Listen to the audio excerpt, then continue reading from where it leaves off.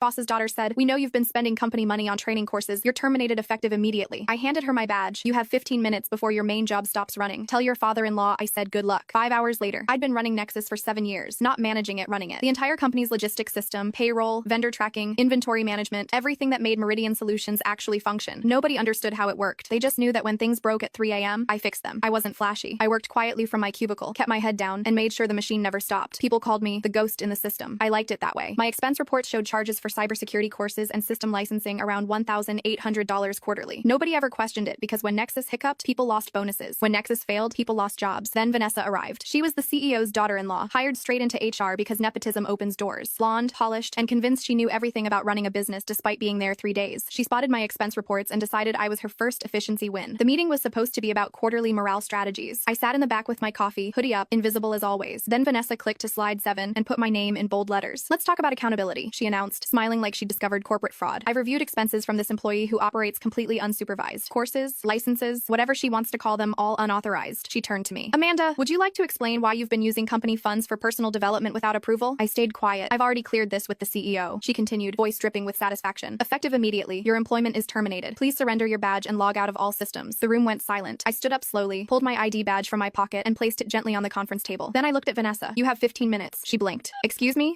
15 minutes before your main job stops running." I walked out. What Vanessa didn't know, what nobody bothered to learn, was that Nexus wasn't just a system. It was the system, and every single access point, every license, every administrative function was tied to my personal credentials. Not because I was possessive, but because I'd built it from scratch when their digital transformation collapsed. Those unauthorized courses, enterprise-grade encryption modules worth $140,000 in protection annually. The licenses, non-transferable, region-locked to my biometric authentication. I'd written a full 87-page handover document 6 months ago titled, "In Case I Get Hit by a Bus." It sat unread in Vanessa's inbox for 184 days. 15 minutes. That's how long my final security rotation would take to expire after my badge was deactivated. The first sign was a missed shipment worth 1.3.